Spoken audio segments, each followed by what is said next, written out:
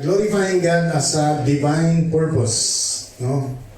So, sabi po ng talatang Isaiah chapter 43 verse 7, sabi natin basahin, everyone who is called by my name. For I have created him for my glory. I have formed him, and here I have made him. So, ito po yung lesson na katulad natin na nilikha po ng Diyos. Makikita natin, ano isa sa purpose ng Lord? Bakit na tayo create, di ba? So, sabi diyan, I have created Him for my glory. No?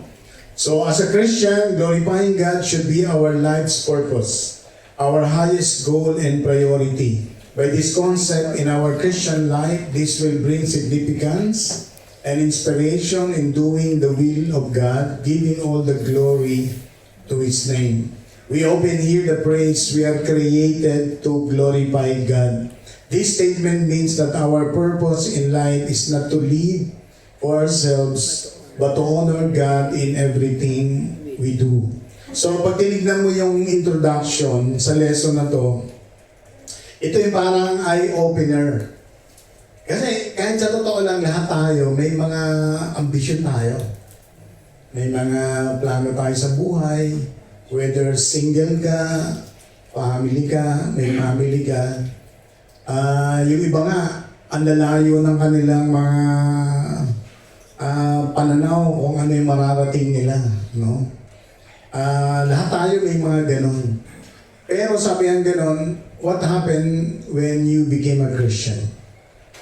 And what happened when you are growing in your Christian life? Does anything happen different from your real ambition in life? Diba? Kasi pag ang ambition natin na hindi pa tayo nakakilala sa Lord, ay ganun pa rin hanggang ngayon, I don't know what happened to you.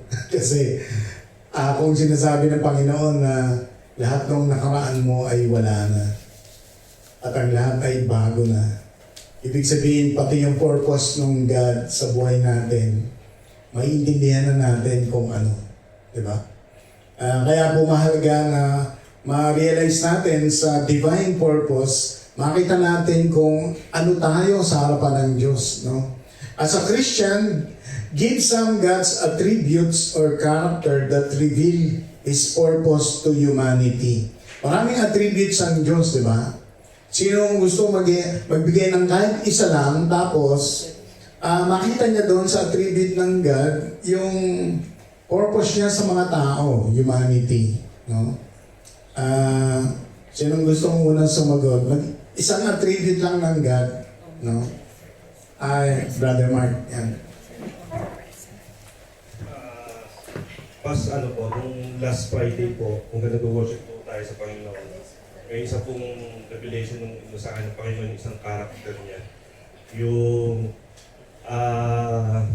yung humility niya na He is so powerful, alam natin na napaka-powerful ng Panginoon. Pero tingin ng iba, ang Panginoon ay hindi siya makapangyarihan.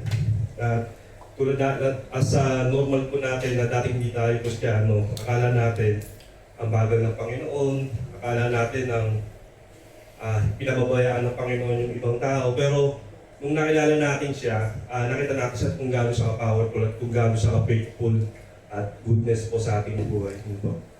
Yan, may mga binanggit si Brother Mark, yung humility na pinakita siguro ni Jesus, yung power niya, no? Yung goodness niya, yung faithfulness niya, no? Na siguro ito magandang ma-reveal sa mga tao na ang Diyos na ito ay lagi siyang mabuti. Ang Diyos na ito ay lagi siyang tapat. Ang Diyos na ito ay makapangyarihan, no? Na kaya niyang kontrolin ang lahat ng bagay. So, yan po yung mga example niyan. Point number 1 natin, glorify God by reflecting His image. Sabay-sabay natin basahin ito, Genesis 1. And God said, Let us make a man in our image, after our likeness, and let them have dominion over the fish of the sea, over the fowl of the air, and over the cattle, and over the earth, and over every living thing that moveth upon the earth. So God created man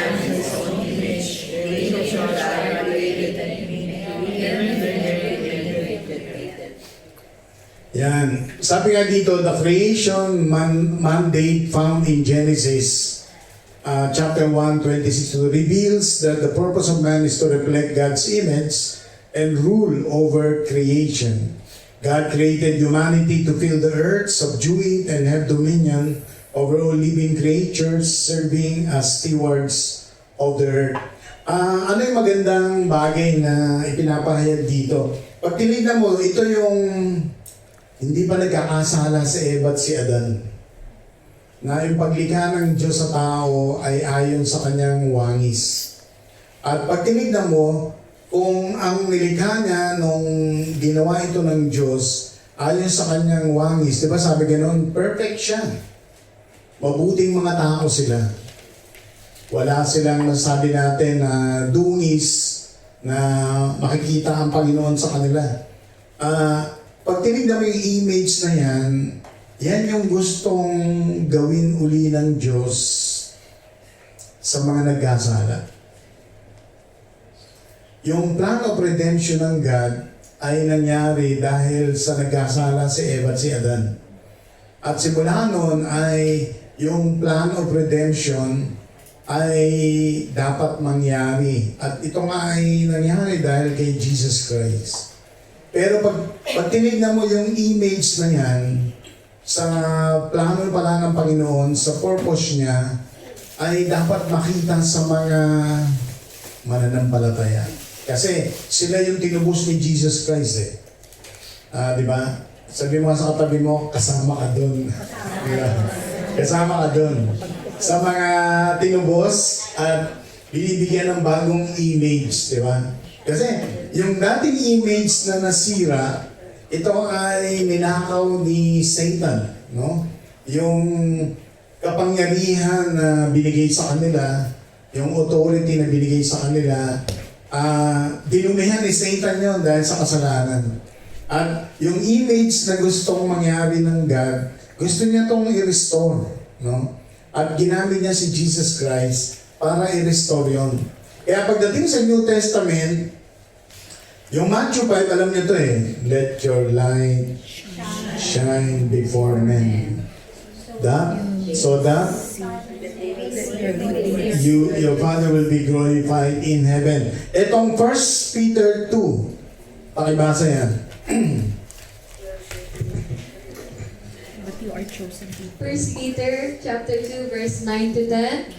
But you are a chosen people, a royal priesthood, a holy nation, God's special possession, that you may declare the praises of him who called out of darkness into his wonderful light. 10. Once you were not a people, but now you are the people of God. Once you had not received mercy, but now you have received mercy. Kita niyo yan yung 1 Peter 2, 9 and 10. Di ba? Yan yung maruming nakaraan natin. Hindi tayo tao ng Diyos. Ginawa niya tayong tao. Di ba? You were not a people before, but now you are a people of God. Before you don't have mercy, but now God gave you mercy. Di ba? Now you are a chosen generation, royal priesthood, di ba? Sabi gano'n. So, ibig sabihin yung dating tao na gusto niya, na maging bayan niya, ginawa niya yon dahil kay Jesus Christ. Kaya yung image na yon ay dapat nakikita sa atin bilang mananampalataya. Yun po yung point number 1. Glorify God by reflecting His image. Kaya minsan, may mga may mga tao sa labas o unbelievers, nakakahiya pag sinabi nila, Kristyano ba yung mga yan? Diba? Sabi, mga Kristyano ba sila? Diba? Kasi special people kayo eh. Diba? Sabi ganon. You were delivered out of darkness. Nasa madilim kayo dati. Pero translate tayo sa liwanag. Amen? So, yun po yung buhay natin. What practical ways you can observe a Christian reflection doing God's purpose in His life? ano yung mga bagay na practical na nakikita natin sa isang Kristiyano na nagre-reflect yung kanyang buhay ayon sa layunin ng Diyos? Ibig sabihin, ano yung na-observe natin?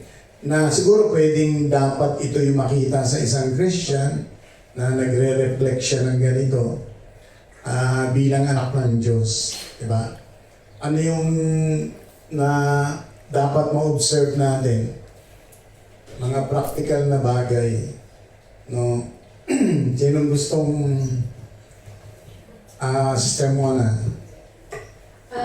Sample ko na po si Ate Joanne. Ano po, ang dami niyang sinasabi po na share na about sa trials nila. But praise the Lord po, napaka-jolly niya, pati si Kuya Archie. Kaya po minsan, sabi ko nga sa Bible study, yung paiyakan na po, tutulunin daw mo, pero babalik siya kasi magpapatawa po yung mag-asawa. And praise the Lord po sa kanilang mga buhay kasi nga, na mas nagiging lighter kung ano po yung mga pinagdadaanan nila. So, imbis po ikaw na parang magiging emotional ka, ang mangyayari po talaga yung mabibless ka sa buhay nila. Yun po. Yan, yung mangyari, nasa ilalim ka ng problema, pero nakangiti ka. Di ba? At hindi ka problematic, no? Hindi ka nabibigatan, kundi alam mo, tinapon mo na kay Jesus Christ yung problema mo. Sabi kasi ng Panginoon, throw all your cares upon me. Diba? Sabi ni Jesus Christ. Alam ko sila mag-asawa, tinapon na nila eh. Yung kanilang mga kabigatan sa Panginoon. O kaya nagagaanan sila. So, maganda po yun, yung mga practical ways na gano'n. Instead of carrying your problem, your burden, count it all joy. Diba? Count it all joy. Point number 2, knowing God and making Him known. Isa yan sa divine purpose. 2 Timothy chapter 2, sabay-sabay natin basahin. Study to show thyself.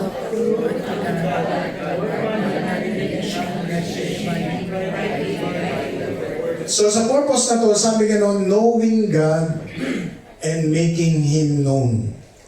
Jesus instructs His followers to make disciples of all nations, baptizing them, teaching them to obey all that He has commanded. By giving honor to God and recognizing His presence, we are motivated to share His message of salvation with others. Pag tinignan po natin, isa sa divine purpose ng Panginoon ay makilala natin siya. Bakit? Siyempre, yun ang pinakamahalaga na paano mo siya i-glorify yung hindi mo siya kilala. Diba? Hindi mo siya mag-glorify pag hindi mo siya kilala. At kung i-glorify natin siya sa ibang tao, lalong dapat makilala natin siya kasi paano mo siya ipagsasabi. Diba? Na, ang Panginoon ay ganito. Ganito yung kanyang kapangyarihan. Ganito siya sumagot. Ganito ang magagawa niya. Kailangan kilala natin siya. At ang malaking dahilan ay ang ating salita ng Diyos. Sabi, study to show thyself approved unto God. So, yung maging approved ka sa God, ay kailangan mag-aral tayo. Diba? Makinig tayo, mag-aral tayo ng salita ng Diyos. Mahalaga po siya. Basahin natin itong 2 Corinthians 3, 5-6. Yung Matthew, alam na natin ito, di ba? Matthew 28. So, yung 2 Corinthians 3. 2 Corinthians 3, 5-6.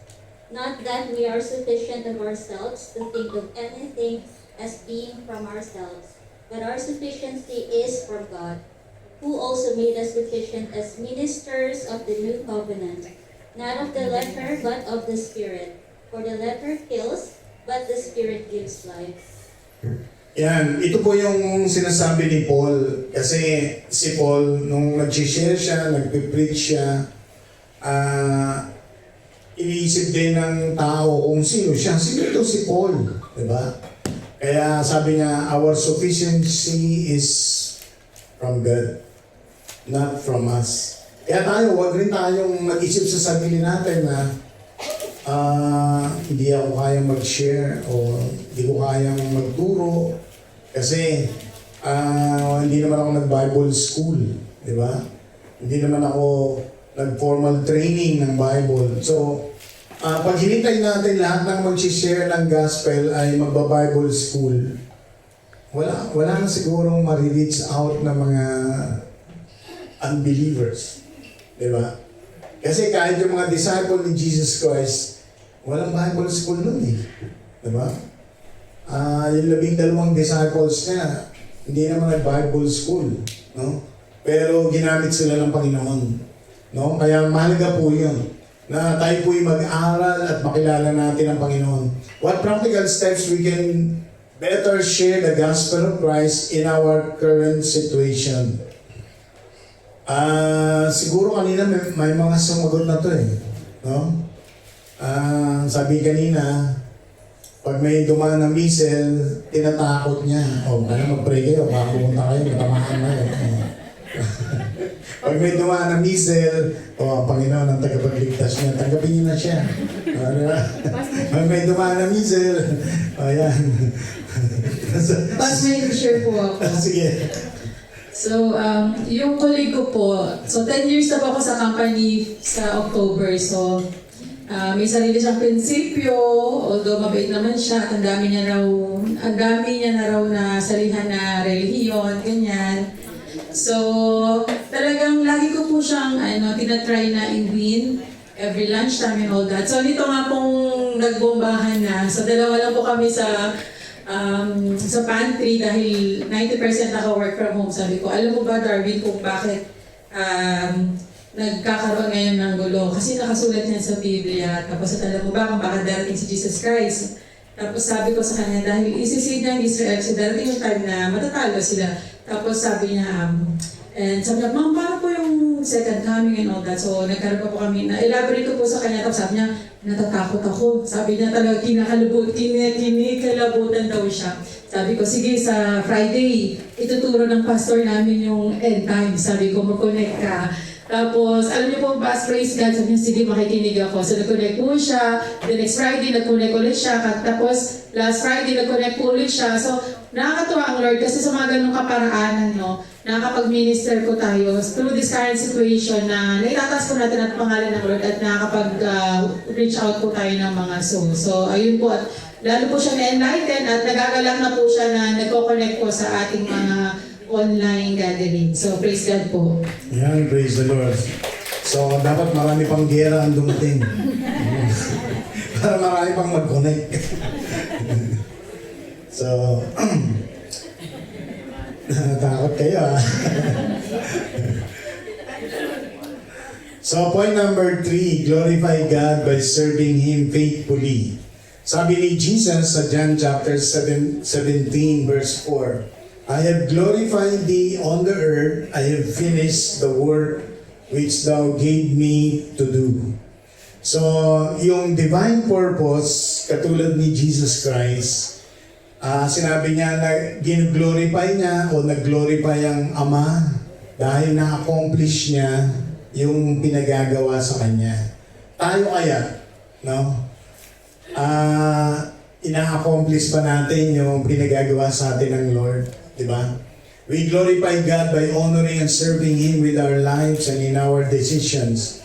The ability to do this starts in the heart. Only fear the Lord and serve Him faithfully with all your heart. For consider what great things He has done for you. Pakibasa po ito, 1 Samuel chapter 12, verse 24. At saka yung sulat ni Solomon, Ecclesiastes chapter 12, 13 to 14. And 1 Samuel chapter 12 verse 24. But be sure to fear the Lord and serve Him faithfully with all your heart. Consider what great things He has done for you. Praise the Lord. yan. Ecclesiastes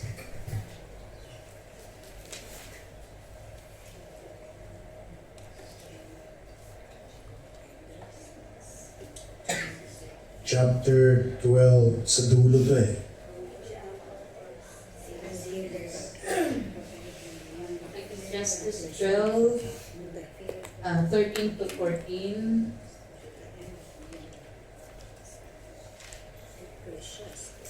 Now all has been heard. Here is the conclusion of the matter. Fear God and keep His commandments, for this is the duty of all mankind.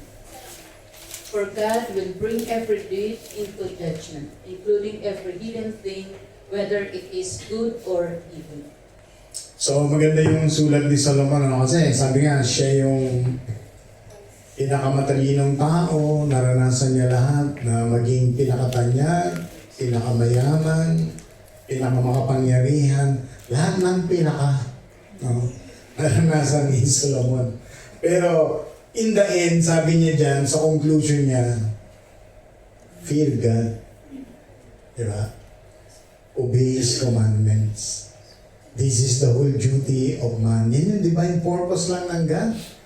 Matakot ka sa Kanya, sumunod ka sa Kanya, makilala mo siya. Yun lang ang whole duty natin. Pwede na tayong pumunta ng langit, no? Hindi natin kailangan pinakamaging matalino, pinakamaging mayaman, pinakasikat, at pinakamakapangyarihan, no? Hindi. Kasi ang nakita ni Solomon, yung divine purpose, napakasimple lang, no? Fear God, obey His commandments, and you will be judged in the end. Sabi ka nun. You will be judged in the end. So, lahat po tayo ay dapat ang pananaw natin ay kaya sa simula niyan yung chapter 12 verse 1, sabi niya yung verse niya, sabi gano'n? Ito para sa mga kabataan ko Remember the Lord your God when you are still strong or young. Ibig sabihin nun, hindi sa mga bata lang siya talaga. Ibig sabihin, habang may lakas ka, habang kaya mo pa, habang nakakapag-isip ka pa ng tama, huwag mong kalimutan. Sabi, remember the Lord your God. Diba? Kasi yun yung purpose natin Kaya nga sabi ng Corinthians, sabi ni Paul, sa 1 Corinthians chapter 15 sa dulo, diba? 58, sabi niya ganun, be ye steadfast, unmovable, always abounding in the work of the Lord. Because whatever you have done in the Lord will never be in vain. Sabi nun, lahat lang ng ginawa mo para sa Diyos, yun lang ang hindi magiging walang kabuluhan. Lahat ng ginawa mo sa mundo, baliwala siya lahat. Diba? Baliwala siya. Kaya naging top-notcher ka pa, kilalang kilala ka, pinakamayaman ka, baliwala siya lahat. Sabi gano'n. So yan po yung divine purpose. Can anyone share the challenges in serving God, but there is joy and favor? You believe that it is really a blessing from Him. So, siyempre, sa mga naglilingkod o may mga ministry, halimbawa, challenge to, di ba? Minsan, bakit to challenge? Kasi minsan, you make your time, you make your effort, maybe you manage yourself. Sabi diyan, yung mga challenges na yan, na patunayan mo, favor siya sa'yo. Hindi yan pabigat. No? Yan yung gusto mong sabihin dito, na kung gusto mong mag-testify na hindi ito pabigat, nagiging favor pa siya at nagagalak kang naglilingkod ka sa Lord. Blessing sa iyo yan. Sino gustong mag-share na ito ay favor sa harapan ng Panginoon? Puro pabigat pala yung mga Sister Jess. Nung nag-serve po ako sa Panginoon, nung 5 years po ako na-involve po ako sa Filipino Mission. So, sa vision po namin, mga 500 every week na mga bata po tinuturuan po namin sa community. So, mahirap po yun, hindi po malaki yung kinikita namin, kinikita ko na sahod, parang voluntary or dowkeep lang po yung natatanggap ko.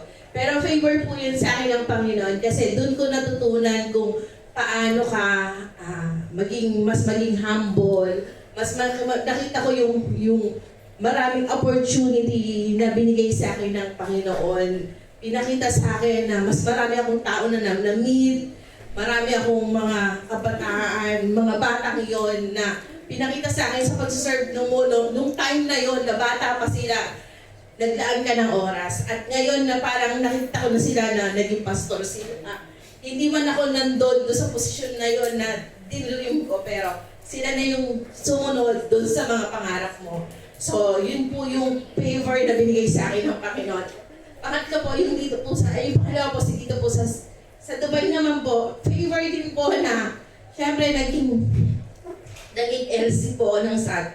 So, it's a favor din po na marami po akong, marami nang dumaan na mga tao na ibinigay na alalahanin, alagaan sa panalangin, kasama ang pinansyal. Pero it's a favor sa akin ng Panginoon kasi dun sa mga tao na dumaan na rin sa sato at nakita mo na sila yung naging pagpapala, pinagpala ng Panginoon. At lagi ko nga sinasabi, ang tangi lang na mabibigay mong kaligayaan or maibabalik ay nakita ko kayo na nagpapatuloy at naglilingkod pa rin sa Panginoon. So, it's a favor sa Panginoon na meron kang mga nakilala at naging bahagi ng buhay. Temporary lang lahat ng bagay na to. Pero nagpapasalamat ako sa Panginoon, hindi man ako ganun katalino or kasi yung mga kasama namin sa Satwa, sila ay syempre mga professional or mga magagaling, mga matataas po ang kanilang mga katungkulan kung saan man sila dinala ng Panginoon. Pero it's a favor ng Panginoon na magamit po sa aming BS group. So yun ba, all glory po sa ating Panginoon. Amen. Palapahan po natin ang Panginoon. So, yan po yung magandang example na yung maglingkod ka ay isang pabor, no? Isang privilege na bagamat may mga challenges, yan, sige. Yung po sa dati kong batang dalagaan, Leslie, every Friday po, sinasabi ko po doon sa amo ko na maaga po akong halos dahil mag-church po. Pero ewan ko po ba, every time na po ako ma-assign sa kids para magturo, lagi po siyang late. Sabi, Lord, wag naman po ako hayaan mag-late kasi yung mga bata naghihintay. And I really thank the Lord kasi blessing po talaga sa mga bata na makapagturo at makapakinig po sila sa salita ng Lord. Yan, praise the Lord. So, yung commitment, maganda yung commitment, Sister Christy, na pag, minsan, susubukan ka talaga eh. Pag ikaw pa yung nakakasahin, doon pa ka pinag-overtime. Mga ganon. Minsan, doon ka pa natatrapi, di ba? Di ba? Minsan, may mga pagkakataon na yung mga unexpected ay nangyayari. Ang tawag doon, mga distraction yan ng kaaway. Minsan marunong dapat tayo mag-pray. Lahat ng mga distraction to, lumayas sa pangalis. Totoo yun. Spiritually, battle yung Christian life eh. Kaya kailangan marunong kayo mag-rebuke ng mga distraction. Glorify God by loving Him and loving others. So, sabay natin basahin, Mark 12. Love the Lord your God with all your heart, and with all your soul, and with all your mind, and with all your strength. The second is this, love your neighbor as yourself. There is no commandment greater than this. Yan. So, siyempre, hindi natin pwedeng kalimutan yung mahalaga na sinabi ni Jesus Christ na makikilala nyo lang ang aking mga tagasunod, mga disciple, kung sila ay may pag-ibig sa isa't isa. So, kaya po sa divine purpose, kasama po yan, glorify God by loving Him and loving others. Jesus Christ summarizes the law by commanding us to love God with all our heart, soul, mind, and strength, and to love our neighbors as ourselves. This reflects God's purpose for humanity, loving God and loving others. The more we know God, the more we love Him and understand His plans and purpose. Sa totoo lang, sabi nga ng 1 John chapter 4, maraming yan eh. Diba sabi nga gano'n, He that loveth not knoweth not God, because God is love. Diba? How can you love God whom you cannot see if those people whom you can see, you don't love? Di ba sabi gano'n? So, ang sukatan ng pag-ibig ay hindi sa Diyos na hindi mo nakikita. Ang sukatan ng pag-ibig ay sa katabi mo na nakikita mo. Sabihin mo nga sa katabi mo, mahal na mahal kita. Diba? Diba? Yan ang sukatan ng pag-ibig. Yung sa katabi mo na nakikita mo. Kasi yung Diyos, hindi mo siya pwedeng sabihin na mahal kita. Sabi ng Panginoon, paano mo ako mamahalin? Hindi mo ako nakikita. Yung mga nakikita mo, hindi mo kayang mahalin. You're a liar! You're a hypocrite! Diba?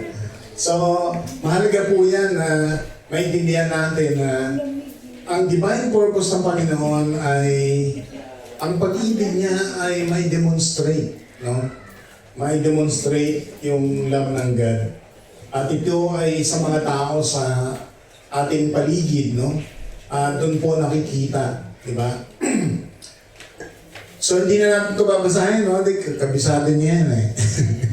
Give some practical ways to demonstrate our love for others to glorify the living God. Ngayon, paano natin i-demonstrate yung God's love na yon para sa ibang tao? Kasi yun yung yun yung mga dahilan o paraan na makilala nila na tayo ay mga Christian, no? Mga mananampalataya.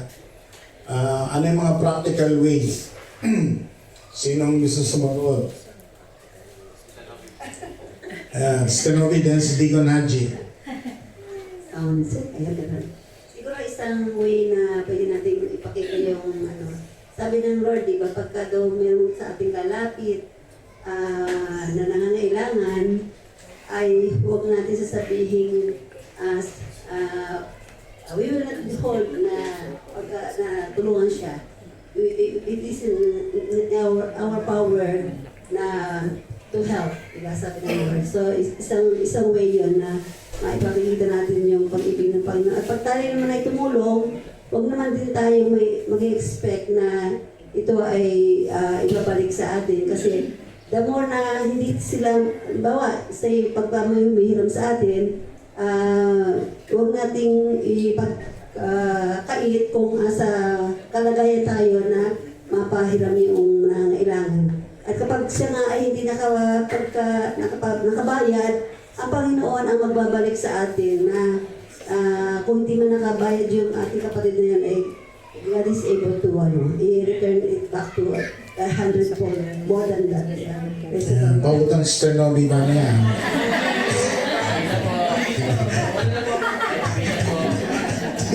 Di ka na. Ito ka sa kayo manghihirap. Hindi po kay Pastor, kaya tingin. Ayun yung kanina, tinanong ko nga si Sister Joy kung naranasan mo ba yung pag may ulam kayo tapos nagbibigay kayo sa kapitbahay. Kasi sa Pinas, nung bata kami uso yun. Hindi man uso. Parang agpadigo. Pag may ulam kami, tapos yung kapitbahay namin parang ramdam namin na wala silang ulam. Yun yung nagbibigay. Kahit sa isang medyo malaking mangkok lang na isi-share mo yung In that way, sabi ko kay Joy, naranasan mo ba yun? Oo, sabi niya. So naranasan din pala niya. In that way kasi parang naipapakita natin na yung pagmamahal ng Diyos sa simple and practical ways na pag-aabot ng simpleng ulam, gano'n. Na kung ano yung meron kayo is ibabahagi din sa kapatid o kapitbahay na nangangailangan. So, yun po. Practical. Yan o. May pagitan. Pwede So, ayan na. magdadagdag lang ako sa sinabi ni Sister Novi. So pagka tutulong tayo sa ating mga kapwa, lalo na ito in secret, hindi yung ating binobroadcast pa sa mga ibang kapatiran. Kaya pagka nangutang kay Sister Novi, hindi niya magsasabi yun. So, saan ikaw na secret. Sabi ng Bible, di ba? Ang ginawa ng kaliwa mong kamay ay hindi dapat malaman ng kanang mong kamay. Di ba? Sabi gano'n. Yan the secret of love ng Lord. Di ba? So, mahalaga yan. Kasi ang blessing ng Panginoon sa gano'n, the God who sees in secret shall bless you and reward you openly. Amen? Pakapakan natin ang Panginoon. So, yun po yung sikreto. Sabi po ng conclusion natin, we give Him greater glory as we know Him. Sabi ng 1 John chapter 4, verse 9, sabi natin basahin, in this was manifested the love of God toward us. Because that God sent His only begotten Son into the world, that we might live through Him.